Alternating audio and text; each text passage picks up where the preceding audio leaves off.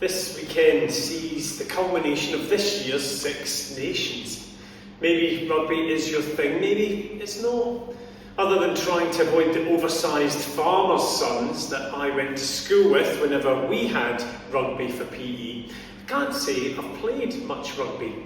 I don't mind a bit of tag or flag rugby, but anything more full-blooded isn't really for me. That said, I love the sport and I love the culture of rugby. When I was younger, the sport was very much an amateur and part-time pursuit, even at the international level. And I loved the fact that these big blokes would effectively knock lumps out of each other for 80 minutes, shake hands at the end, share a drink in the bar afterwards, and then the next day return to their day jobs as farmers, vets or architects. How sport should be. Growing up, for me, it was the All Blacks who invariably epitomised what rugby was all about and what it meant to so many. And not just because they were so successful and won a lot. It always seemed as if it mattered. Wearing the black jersey represented something more, something bigger.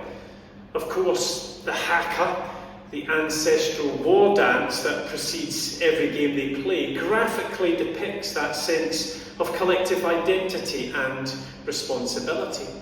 I'm told it's not just a fierce pre-game ritual, but a reminder to stand strong and face life's adversities head on.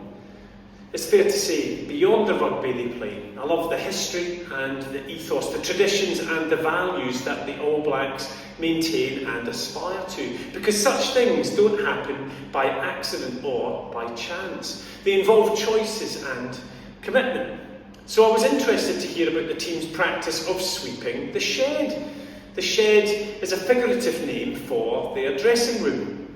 As part of the Sweep the Sheds policy, before leaving at the end of the game, every player, irrespective of their status, is expected to stop and tidy up after themselves. It's about taking responsibility, developing character, and promoting a culture of humility.